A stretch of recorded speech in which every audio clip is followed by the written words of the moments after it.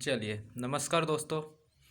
आपका स्वागत है हमारे यूट्यूब चैनल में। जैसा कि आप देख पा रहे हैं, हम लोग आज धातु और अधातुओं को डिस्कस करने वाले हैं। जो हमारे रेलवे एनटीपीसी हो चाहे ग्रुप डी हो, तो उनके दोनों एग्ज़ाम्स के लिए बहुत ही इम्पोर्टेंट है। और इसके बावजूद जो भी कोई वनडे एग्ज़ाम होता है, चाहे आपका किसी डिफेंस का एग्ज़ाम हो, जीडी का एग्ज़ाम हो, पुलिस का एग्ज़ाम हो, उन सभी एग्ज़ाम्स में ये धातु से क्वेश्चन पूछे ही जाते हैं। इसलिए हम लोग आज धातु और अधातु दोनों को डिस्कस करने वाले हैं। ठीक है, केमिस्ट्री का ये बहुत ही एक अच्छा चैप्टर है, अच्छा टॉपिक है। इसमें से क्वेश्चन 101% आपके एग्ज़ाम में आने ही आने हैं। तो चलिए हम लोग देरी न करते हुए जल्दी से जल्दी स्टार्ट करते हैं चैप्टर को और देखते हैं कि क्या है। ठीक है, चलिए। तो जैसा कि आप देखेंगे कि आपने नाम सुना होगा तत्व। तत्व नाम सुना है, एलिमेंट। तत्व नाम सुना होगा आप लोगों ने। ठीक है, तत्व नाम सुना होगा। तत्व इंग्लिश में क्या बोला जाता है? एलिमेंट। क्या बोला जाता है? एलिमेंट। तो ये एलिमेंट क्या होता है? तत्व की परिभाषा कहाँ से आई? ठीक है, तो तत्व की परिभाषा क्या है पहले वो समझते हैं। तो तत्व होता क्या है? तो तत्व तत्व को क्या होता है? ये तत्व जो पदार्थ है, कोई पदार्थ है, वो एक ही परमाणुओं से मिलकर बना है। किससे? एक प्रकार के परमाणुओं से। एक ही परमाणु से नहीं, एक प्रकार के परमाणुओं से। किससे? एक प्रकार के परमाणु से मिलकर बना है। वो तत्व आपका वो क्या कहलाएगा? आपका तत्व कहलाएगा। ठीक है, एक ही प्रकार के परमाणु से मिलकर बना कोई पदार्थ है, वो क्या कहलाएगा? तत्व कहलाएगा। ठीक है, तत्व के बाद हम लोग देखते हैं कि धातु अधातु कैसे कैसे उत्पन्न हुए, कैसे इनका नामकरण हुआ। तो एक वैज्ञानिक थे, लेवोइजर। क्या नाम था उनका? लेवोइजर। क्या नाम था? लेवोइजर। इन वैज्ञानिक लेवोइजर ने तत्वों को क्या करा? दो भागों में बांट दिया। किसने भागों में बांट दिया? दो भागों में। पहला भाग क्या था? धातु था। पहला भाग क्या था? धातु। और दूसरा भाग क्या था? अधातु। ठीक है, तो इस प्रकार से उन्होंने तत्वों को दो भागों में बांट दिया, धातु और अधातु में। ठीक है, मेटल और नॉन मेटल में। ठीक है, मेटल और नॉन मेटल में। अब यहाँ पे धातु को मेटल और अधातु को नॉन मेटल। तो अब हुआ क्या कि धातुओं में जो गुण पाए जाते हैं वो अलग होते हैं, अधातुओं में जो गुण पाए जाते हैं वो अलग होते हैं। और एक तीसरा था इन दोनों के अलावा, उपधातु। क्या था? उपधातु। तो इसमें क्या हुआ था? ये उपधातु क्या था? देखो, इसकी प्रॉपर्टी कुछ अलग होगी, अधातु की प्रॉपर्टी कुछ अलग होगी, उपधातु की प्रॉपर्टी कुछ अलग होगी। तो इसमें कोई गुण पाया जा रहा है, वो अधातु में नहीं पाया जाएगा, क्योंकि धातु अधातु के गुण तो एक दूसरे से भिन्न है। लेकिन उपधातु क्या थी? उपधातु वह थी जिसमें धातु के भी गुण पाए जा रहे थे और कुछ अधातु के भी गुण पाए जा रहे थे। तो इस प्रकार से हम लोगों ने धातुओं को बांट लिया। लेवोइजर था ना, उन्होंने सिर्फ धातुओं को बांटा था, धातु और अधातु में, तत्वों को। ठीक है, तो इस प्रकार से। और जो उपधातु था वो अधातु और धातु दोनों के गुण पाए जा रहे थे, इसलिए उसका नाम क्या रख दिया? उपधातु। ठीक है, इस प्रकार से हम आगे बढ़ेंगे। ठीक है, तो अब धातु को समझते हैं। धातु कैसे प्राप्त होती है, कहाँ से मिलेगी, किस प्रकार से उसको प्राप्त किया जाएगा प्रकृति में, है ना, पृथ्वी पर। तो उसको हम आगे डिस्कस करेंगे। ठीक है, चलिए। तो पहले हम कुछ धातु के एग्जाम्पल देख लेते हैं। जैसे कुछ धातुएं क्या है? धातु धातु तो आपने सुनी होगी, जैसे लोहा है, लोहा। ठीक है, केमिकल उसको क्या एलिमेंट के रूप में एफ ही लिखते हैं, आयरन कहते हैं। एक एजी है जिसको चांदी कहते हैं। क्या कहते हैं? चांदी कहते हैं। इसके बाद आपका कोई भी मैग्नीज हो गया, है ना, मैग्नीज, वो भी क्या हो जाएगी? आपकी धातु हो जाएगी। ठीक है, अधातु में कौन कौन आता है? तो अधातु में आपके होते हैं, कार्बन आता है। क्या आता है? कार्बन। जितने भी एलिमेंट पड़े हैं ना, कार्बन हो गया, नाइट्रोजन हो गया, ठीक है, नाइट्रोजन हो गया, ऑक्सीजन हो गया, ये सब धातु और अधातुओं के एग्जाम्पल हैं। ये अधातु के एग्जाम्पल हैं और ये धातुओं के। हम सारे धातुओं और अधातुओं को डिस्कस करेंगे पूरी पीरियोडिक टेबल जब डिस्कस करेंगे तब। ठीक है, पीरियोडिक टेबल का अलग से लेक्चर लेंगे हम लोग। ठीक है, चलिए आगे बढ़ें। ठीक है, इसके बाद थोड़ा सा एक दो एग्जांपल उपधातु के भी लिख लेते हैं। ठीक है, उपधातु हमारे टॉपिक में जो सिलेबस है उसमें उपधातुएं नहीं है। ठीक है, लेकिन फिर भी हमने यहाँ पे उपधातु का कुछ एग्जांपल लिख लेते हैं। जैसे आपका बोरोन हो गया। ठीक है, क्या हो गया? Boron, B. ठीक है, सिलिकॉन हो गया, सिलिकॉन नाम था ना, ऐसा ही, वो सिलिकॉन हो गया। ठीक है, जर्मेनियम हो गया, ये सब उपधातु के एग्जाम्पल हैं। ठीक है, ठीक है, अब हम लोग धातुओं को डिस्कस करेंगे डिटेल में, ठीक है। किसको? धातुओं को, ठीक है। किसको डिस्कस करेंगे डिटेल में? धातुओं को, ठीक है, मेटल्स को। तो ये होता क्या है कि धातुएं जो हैं प्रकृति में पाई कैसे जाती हैं। एक तो आपको मिलेंगी आपको ये तत्व के रूप में। किस रूप में? तत्व के रूप में। और तत्व के रूप में जो मिलती हैं, जो तत्व के रूप में मिलेंगी आपको, वो मिलेंगी स्वतंत्र अवस्था में। किस अवस्था में? स्वतंत्र अवस्था में। और दूसरी जो आपको मिलेंगी वो यौगिक के रूप में मिलेंगी धातुएं। किसके रूप में मिलेंगी? यौगिक के रूप में, ठीक है। तो यौगिक के रूप में मिलेंगी, इन्हें संयुक्त अवस्था में कहा जाता है। किस अवस्था में कहा जाता है? संयुक्त अवस्था में, ठीक है। कौन सी अवस्था में? संयुक्त अवस्था में। संयुक्त मतलब मिलजुल कर। और जो तत्व के रूप में मिलेंगी वो स्वतंत्र अवस्था में पाई जाएंगी, ठीक है। जो यौगिक के रूप में मिलेंगे वो क्या होती हैं? वो क्रियाशील धातु होती हैं। कौन सी धातु? क्रियाशील। क्रियाशील मतलब जब तक दूसरों से क्रिया नहीं करेंगी तब तक यौगिक कैसे बन जाएगा? तो यौगिक क्या होता है? एक तत्व का दूसरे तत्व के साथ क्या मिलना, वही क्या कहलाता है? यौगिक कहलाता है। तत्व तत्व मिलकर अणु बनाएंगे, और बहुत सारे जो अणु मिलकर बनाएंगे क्या बनाएंगे? तत्व, यौगिक बनाएंगे। अलग अलग प्रकार के यदि आपके तत्व मिलते हैं तो क्या बनता है? यौगिक बनता है। और एक ही प्रकार के मिलते हैं तो अणु बनता है, ठीक है, तत्व, ठीक है। चलिए, तो हमें क्या है, जो संयुक्त अवस्था में पाए जाएंगे वो यौगिक कहलाएंगी धातुएं, यौगिक के रूप में पाई जाएंगी धातुएं। और जो स्वतंत्र रूप में पाई जाएंगी वो तत्व के रूप में। तो स्वतंत्र रूप में कुछ धातुएं पाई जाती हैं वो, अब ये स्वतंत्र पाई जाएंगी तो ये स्वतंत्र क्यों है? क्योंकि ये किसी से क्रिया नहीं कर पा रही हैं। जैसे आपका सोना है, Au, इसकी धातुओं के क्या बनाया जाता है? सोने का आभूषण बनाया जाता है ना, सोने का। तो इसमें जंग नहीं लगती है ना सोने में, ना ही ये लाल पीला नीला होता है, ठीक है। और सोने के बाद प्लेटिनम, Pt, प्लेटिनम, ठीक है, प्लेटिनम, ये भी क्या है? स्वतंत्र अवस्था में पाई जाती है। तो आपने सोना कभी भी Au2 लिखा नहीं देखा होगा, Au, Pt, है ना, ये सब क्या स्वतंत्र रूप में पाए जाते हैं तत्व के रूप में। और जब ये तत्व के रूप में लिखे हैं, ठीक है, एक ही प्रकार के परमाणुओं से मिलके बने हैं, इसलिए इन्हें तत्व कहा जाता है। तो ऐसी धातुएं जो स्वतंत्र अवस्था में पाई जाती हैं, ये किसी से क्रिया नहीं करती हैं, इनमें जंग नहीं लगती है, वो कौन सी हैं? Au और प्लेटिनम। तो प्लेटिनम को कौन सी धातु कहा जाता है? प्लेटिनम को। इसमें जंग नहीं लगती है तो इसका उपयोग हम कर सकते हैं। अभी उपयोग हम पढ़ेंगे धातुओं के तब देखेंगे, ठीक है। चलिए, अब हम बात करेंगे कि जो धातुएं यौगिक के रूप में पाई जाती हैं वो कैसे पाई जाती हैं, ठीक है। यौगिक के रूप में मतलब किस प्रकार की यौगिक के रूप में, है ना। तो हम लोगों ने देखो, ऐसा है कि जो स्वतंत्र अवस्था में बहुत ही कम धातुएं पाई जाती हैं, एक दो एग्जाम्पल मैंने आपको बता दिया, सोना और प्लेटिनम। और उसके बाद सब और ज़्यादातर धातुएं किसके रूप में पाई जाती हैं? यौगिक के रूप में। तो जो किसके साथ पाई जाएंगी यौगिक के रूप में, किस रूप में पाई जाएंगी? तो धातुएं ऑक्साइड के रूप में पाई जाती हैं। किस रूप में? एक तो नंबर एक ऑक्साइड के रूप में। सर्वाधिक धातुएं यौगिक के रूप में ही पाई जाती हैं, ऑक्साइड के रूप में। दूसरा कार्बोनेट के रूप में। किस रूप में? कार्बोनेट के रूप में, ठीक है, कार्बोनेट के रूप में। तीसरा सल्फाइड के रूप में। किस रूप में? सल्फाइड के रूप में, ठीक है, सल्फाइड के रूप में भी पाई जाती हैं। और किस रूप में पाई जाती हैं? सल्फेट के रूप में पाई जाती हैं। किस रूप में? सल्फेट के रूप में पाई जाती हैं। और आपका हो जाएगा सिलिकेट के रूप में, सिलिकेट के रूप में भी पाई जाती हैं। किस रूप में? सिलिकेट रूप में। तो ये कुछ रूपों में, जैसे अब कोई धातु है, आयरन है, तो आयरन ऑक्साइड के रूप में पाई जा सकती है आपकी, है ना, सही है कि नहीं। तो ये आयरन ऑक्साइड है, तो जो क्या है, ऑक्साइड के रूप में मिल जाती हैं, सल्फेट में, सिलिकेट रूप में, कार्बोनेट में, सल्फाइड रूप में। तो ये यौगिक के रूप में। अब इस यौगिक रूप में जो पाई जाएंगी तो इनमें क्या होगा, जैसे कि कोई धातु कार्बोनेट के रूप में मिल गई आपको, है ना।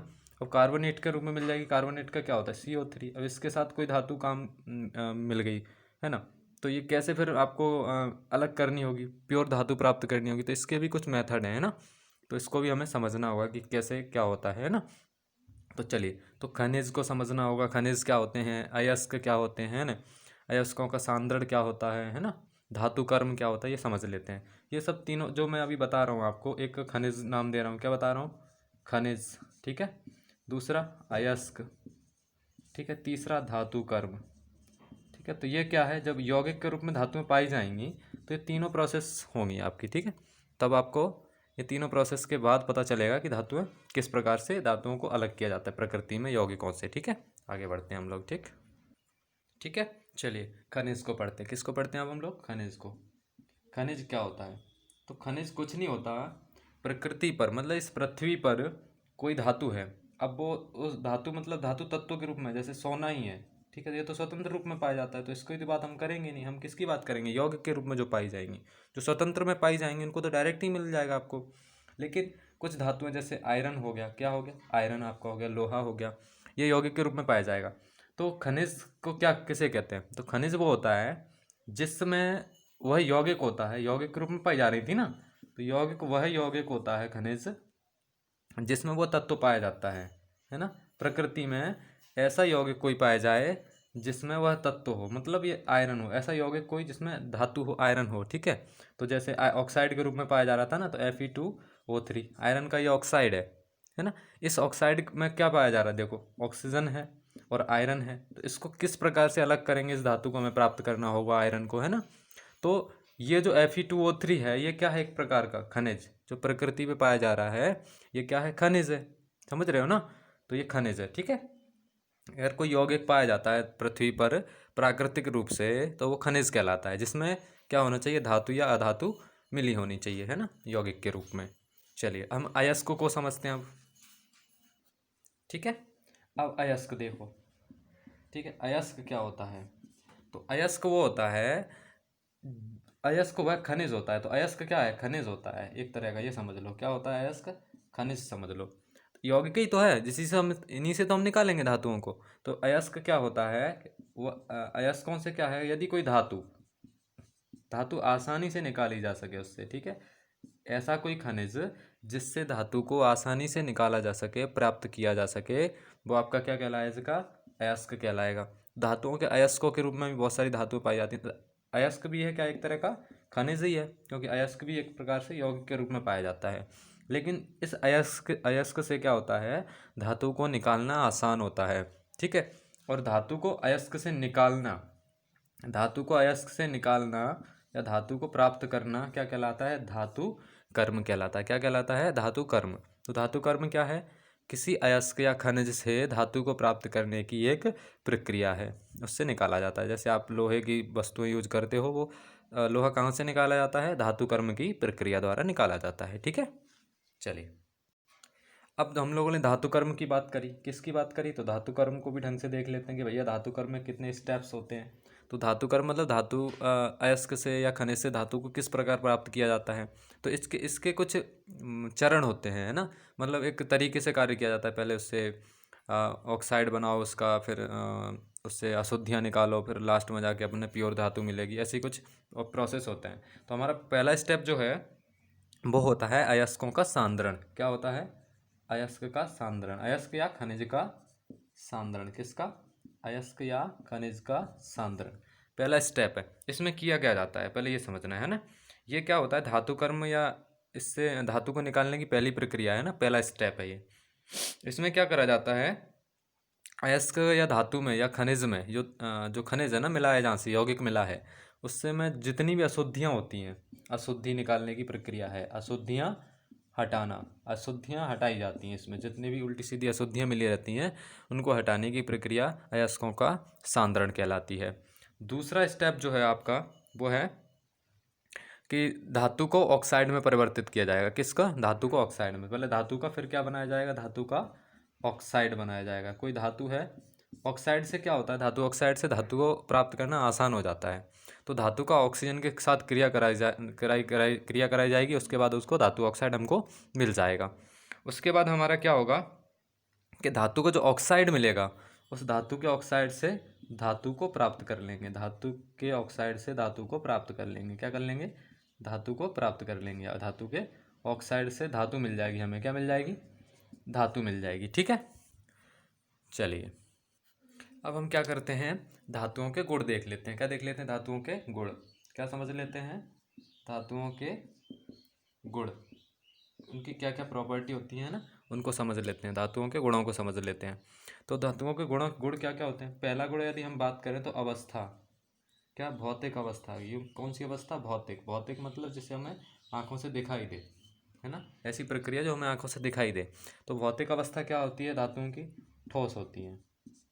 मैक्सिमम धातुएं क्या होती हैं, ठोस होती हैं, हम यही समझते हैं। लेकिन एग्ज़ाम में क्या पूछा जाता है कि ऐसी कोई धातु बताइए जो द्रव अवस्था में हो। भाई हम क्या सोचते हैं कि यार ऐसी, जब धातुएं तो ठोस होती हैं, लेकिन धातु ऐसी कौन सी है जो द्रव अवस्था में पाई जाती है। तो ऐसी धातु हमें उसको बताना पड़ेगा, है ना, क्योंकि एग्ज़ाम में तो आएगा ही। तो भैया जो पारा होता है ना, Hg। क्या होता है? पारा। अपवाद है एक तरह से क्या समझ लो इसको, अपवाद है ना। तो अपवाद एक पारा है। पारा किस में पाया जाता है? द्रव अवस्था में पाया जाता है। किस अवस्था में? द्रव अवस्था में पाया जाता है। तो पारा एक ऐसी धातु है, पारे का जो सूत्र है, वो तत्व का जो संकेत है वो Hg है। तो जो Hg पारा है, ये क्या होता है? ये तत्व है, ये द्रव अवस्था में पाया जाता है, जबकि सारी धातुएं ठोस होती हैं। लेकिन जो पारा है वो आपका किस अवस्था में पाया जाता है? द्रव अवस्था में पाया जाता है। ये एग्जाम में खूब पूछा गया क्वेश्चन है, इसलिए हम लोग एनटीपीसी और ग्रुप डी में पूछा गया है। ठीक है, तो बहुत ही अच्छा क्वेश्चन है ये। चलिए, अब वो जो पारा है इसका उपयोग कहाँ कहाँ करते हैं? पारा Hg का उपयोग कहाँ किया जाता है? ठीक है, तो आपने सुना होगा थर्मामीटर, पारे का थर्मामीटर सुना हो। तो थर्मामीटर जो तापमापी, थर्मामीटर क्या होता है? तापमान मापी यंत्र होता है। क्या होता है? तापमान मापन वाला यंत्र होता है। ठीक है, तो इस तापमापी यंत्र में ये जो थर्मामीटर है वो तापमान मापता है आपका फ़ारेनहाइट में, डिग्री सेल्सियस में। ठीक है, और दूसरा इसका यूज होता है बैरोमीटर में। किसमें? बैरोमीटर में। ठीक है, बैरोमीटर क्या है? दावमापी यंत्र है। ठीक है, कौन सा यंत्र है? दाव। लेकिन कौन सा दाव? वायुमंडलीय दाव।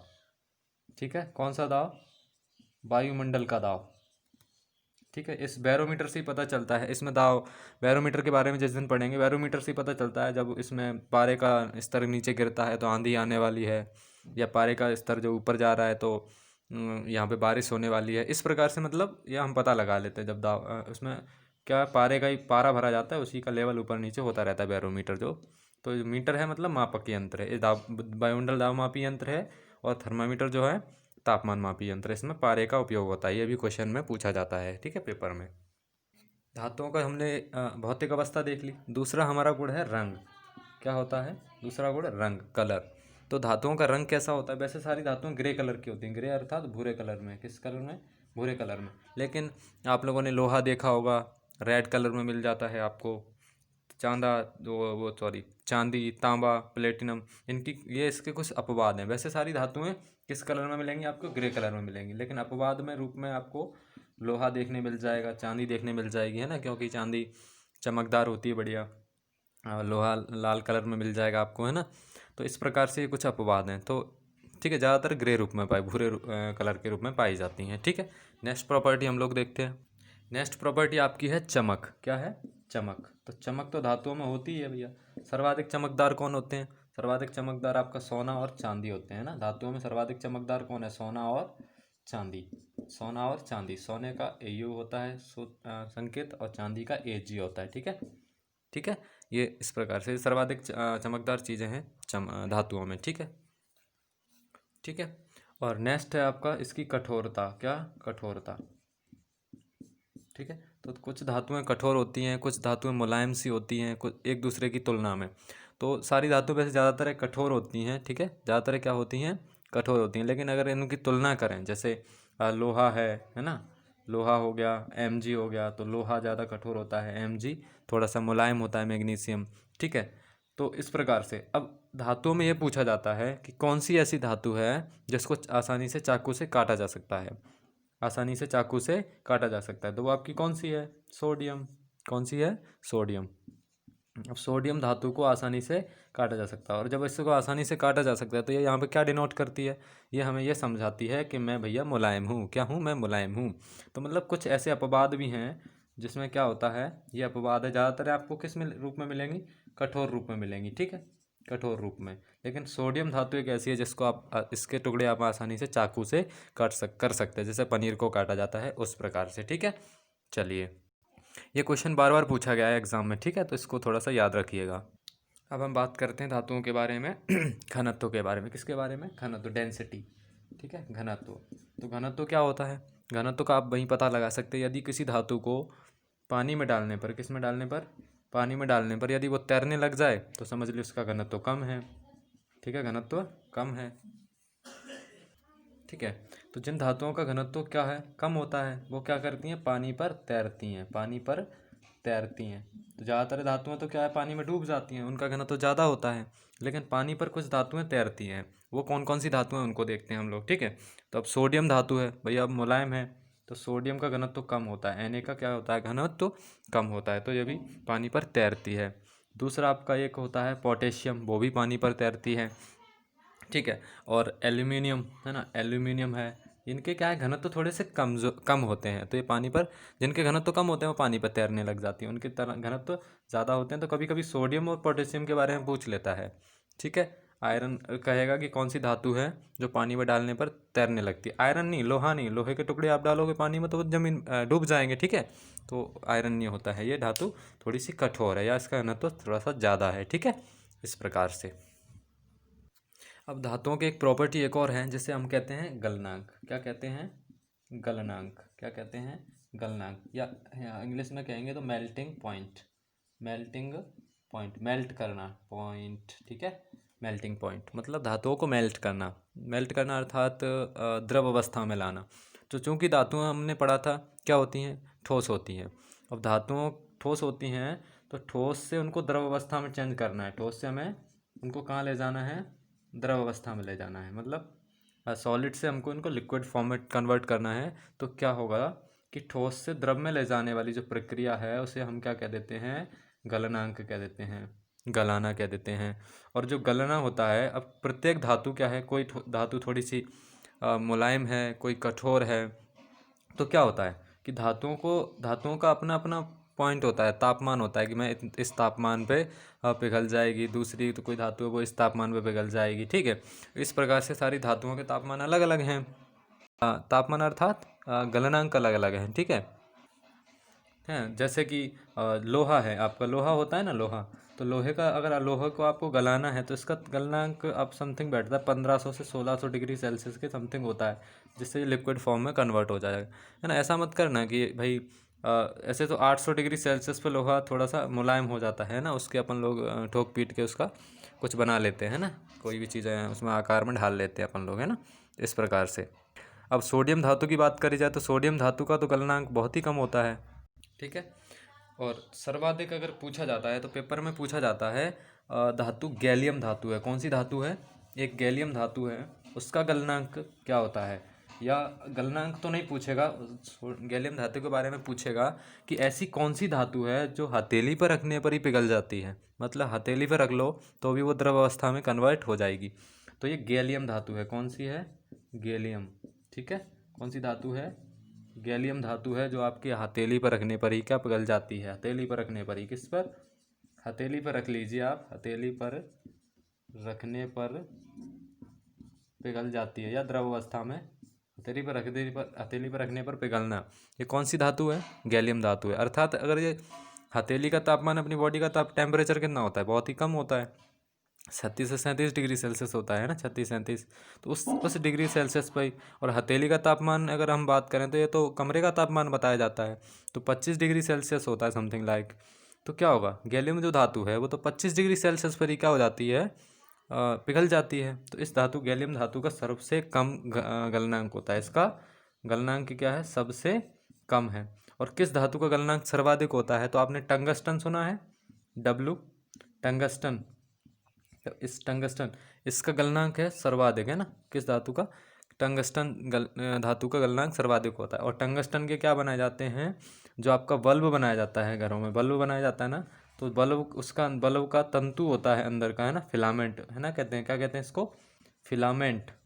तो जो बल्ब का फिलामेंट है वो टंगस्टन का बनाया जाता है, इसीलिए वो उस स्प्रिंग है ना, स्प्रिंग बल्ब की, वो क्या होती है? वो पिघलती नहीं है, या वो इतने टेम्परेचर बढ़ाने के बावजूद भी वो पिघलती नहीं है, ठीक है। इसलिए टंगस्टन का जो गलनांक है वो बहुत ज़्यादा है, बहुत ज़्यादा तापमान पे पिघलेगी।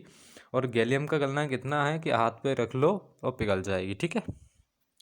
ठीक है, अब हम इसकी चालकता की बात कर लेते हैं। चालकता मतलब इसमें चालन कैसे होता है ना। तो दो प्रकार के चालन होते हैं, एक ऊष्मीय चालन है, क्या है? ऊष्मीय चालन है। दूसरा विद्युतीय चालन है, क्या है? विद्युतीय चालन है। तो ऊष्मीय चालन क्या होता है? तो ऊष्मा, अगर इनमें आपने देखा होगा कि हाँ, घरों में बर्तन लोहे के होते हैं, कोई तवा होता है तो उस तवा क्या होता है? हैंडल, तवा गर्म हो जाता है और उसका हैंडल भी कभी धीरे धीरे गर्म हो जाता है। इसका मतलब उसमें ऊष्मा की ये चालक होती हैं, गर्म करने, एक छोर को गर्म करने दूसरे छोर तक थोड़ा सा टेम्परेचर पहुंचता जाता है, धीरे धीरे चलता जाता है। विद्युतीय मतलब इनमें धारा, विद्युत धारा इसमें क्या होती है? प्रभावित होती है, प्रवाहित होती है ना। तो ये विद्युत की भी चालक होती हैं, जिन्हें सुचालक कहा जाता है। कैसा कहा जाता है? सुचालक, है ना। और ऊष्मा की भी चालक होती है ना। तो ऊष्मा की सर्वाधिक चालक कौन सी धातु है? तो ऊष्मा सर्वाधिक चालक धातु है आपकी सिल्वर। सिल्वर मतलब चांदी। कौन सी? चांदी धातु है ना, ऊष्मा की सर्वाधिक चालक है। और विद्युत की सर्वाधिक चालक वो भी सिल्वर ही है। कौन है? सिल्वर ही है ना, आपकी एजी ही है। ठीक है, विद्युत की भी चालक है ना, और ऊष्मा की भी सबसे अच्छी चालक कौन है? सिल्वर है, एजी ही है। ठीक है, चलिए, तो सबसे अधिक चालक तो हो गया। और सबसे कम चालकता किसकी होती है ना? तो ऊष्मा में तो सबसे कम चालक होती है ऊष्मा में सीसा, लेड है ना, पीबी। तो सबसे ऊष्मी चालकता सबसे कम किसकी होती है? ऊष्मी चालकता सबसे कम किसकी है? आपकी पीबी, लेड, सीसा, लेड है ना, अर्थात सीसा। इसकी जो ऊष्मी चालकता है वो बहुत ही कम होती है, सबसे कम होती है ना। तो सर्वाधिक किसकी थी? चांदी की थी। ठीक है, चलिए। और विद्युत की सर्वाधिक चालक कौन है? चांदी है। ठीक है, और विद्युत की सबसे कम चालक, ठीक है, तो उनकी तुलना करके देखना पड़ेगा। वैसे सबसे कम चालक तो लकड़ियाँ होती हैं, ठीक है, जो कि धातुएं नहीं मानी जाती हैं। ठीक, तो सबसे अधिक चालक कौन होता है? चांदी, और विद्युत का और ऊष्मा का। और सबसे कम चालक ऊष्मा का कौन है? पीबी, सीसा है, लेड है। ठीक है, और अगर हम चांदी के बाद सोना आता है, ठीक है, फिर लोहा, इस प्रकार से इनका क्रम है। अभी थोड़ी देर में हम क्रम लिख लेते हैं। ठीक है, एक धातुओं का गुण और होता है जिसे कहा जाता है आघात वर्धनीयता। आघात वर्धनीयता, ठीक है, आघात वर्धनीयता कुछ नहीं है, इन पर आघात करें मतलब इन पर हथौड़े से इनको पीटें। ठीक है, यदि इनको हथौड़े से पीटेंगे तो क्या होती हैं धातुएं? चद्दर के रूप में कन्वर्ट हो जाती हैं, चद्दर के रूप में बन जाती हैं। इसीलिए जो चांदी है, आपने सुना होगा, तो चांदी जो मिठाइयाँ होती हैं ना, मिठाइयों के ऊपर चांदी की पतली पतली पत्थर लगाई जाती हैं ना, उनको क्या है? कीटाणुओं से बचाने के लिए, है ना। तो इस प्रकार से उनकी चादर बनाई जाती है, बना सकते हैं ना अपन ठोक पीट के हथौड़े से। इसलिए जो चॉकलेट वॉकलेट होती है ना, इनका एल्यूमिनियम का, चांदी का, इसका प्रयोग किया जाता है उनको लपेटने में। ठीक है, ताकि उनको बचाया जा सके, है ना, अब प्रदूषित होने से। ठीक है, तो आघात वर्धनीयता का मतलब है पीटने पर इनकी चादरें बन जाएं, चादर बन जाएं। ठीक है, क्या बन जाएं? पीटने पर चादरें बन जाएं, पतली पतली, है ना। और एक और गुण आता है तन्यता। ठीक है, तो तन्यता का गुण क्या होता है? तन्यता का गुण है मतलब इनको अपन पिघलाएं या इनको खींचने, है ना, पिघलाकर खींचने पर क्या होगा? इनके तार बन जाएंगे ना। क्या बन जाएंगे? तार बन जाएं। अगर खींचने पर इनको तार बन जाए तो समझ लो इनमें तन्यता का गुण है। और सर्वाधिक तार बनने का गुण किस में होता है पता है? पिघलाने पर, सोने में। सर्वाधिक तन्यता किसकी होती है? तन्यता सर्वाधिक किसकी होती है? सोने की। ठीक है, और कौन सी ऐसी धातु हैं जिनमें तन्यता का गुण नहीं पाया जाता? एक अपवाद है, तो वो आपका सोडियम है, पोटेशियम है। ठीक है, इनमें तन्यता का गुण नहीं पाया जाता। एक और है सोडियम, पोटेशियम, और एक और है कैल्शियम। ठीक है, जो आपकी कैल्शियम है उसमें भी तन्यता का गुण नहीं पाया जाता है। तो ये मैंने आपको शुरुआत में ही बताया था कि आप लोग नोट डाउन करते जाइएगा, नोटबुक बनाते जाइएगा। ठीक है, इसमें इन फैक्ट्स को लिखते जाइएगा। ठीक है, इस प्रकार से चलिए हम लोग आगे बढ़ते हैं और उनके गुणों को डिस्कस करते हैं। तो हम लोगों ने जितने भी टॉपिक डिस्कस करे हुए धातुओं के बारे में, धातुओं के जितने भी गुण थे, उनमें एक कुछ फैक्ट्स भी आए थे। ठीक है, कि कौन सी धातु हथेली पर रखने पर पिघल जाती है, तो गैलियम है ना। और किस धातु का सर्वाधिक गलनांक होता है, गलनांक अर्थात वो ठोस से द्रव में कैसे जाएंगी, कितने तापमान पे जाएंगी, है ना, टेम्परेचर पे। तो सर्वाधिक टंगस्टन का था, और टंगस्टन का उपयोग क्या था आपका? उसमें बल्ब के फिलामेंट बनाने में, है ना, तंतु बनाने में उपयोग होता था। इस प्रकार से, है ना। सोने में सर्वाधिक तन्यता पाई जाती है। कठोर कौन है सर्वाधिक, है ना। तो इस प्रकार से जो भी मैंने क्वेश्चन इसमें टॉपिक डिस्कस करे थे वो आपके धातुओं के बारे में थे। ठीक है, अब मैं सोच रहा हूँ कि सेकंड पार्ट लेके आऊँ अधातुओं का, तो हम सेकंड पार्ट में ही क्लियर करेंगे अधातुओं के बारे में। तो इसमें जो जितने भी टॉपिक पढ़ाए गए हैं मैंने, तो उनको आप क्या करेंगे? उनकी प्रॉपर नोटबुक बनाएंगे और यही क्वेश्चन आपके एग्ज़ाम में आएंगे। ठीक है, इसलिए मैं आपको इस थोड़ा सा प्रॉपर तरीके से पढ़ाने की कोशिश कर रहा हूँ। जो चीज़ें आपको याद हैं उन्हें याद रखिए, जिन्हें याद नहीं है उन्हें आप नोटबुक में नोट कर लीजिएगा। ठीक है, यदि आपको हमारा वीडियो पसंद आता है तो नेक्स्ट वीडियो भी इसके बाद हम पार्ट 2 डालेंगे, तो आप चैनल को सब्सक्राइब कर लीजिएगा, घंटी को भी दबा लीजिएगा, ताकि इसका नोटिफिकेशन आपको आसानी से मिल जाए। आज से हम क्लास प्रॉपर करने वाले हैं, इसलिए इस चैनल का साथ दीजिए। धन्यवाद।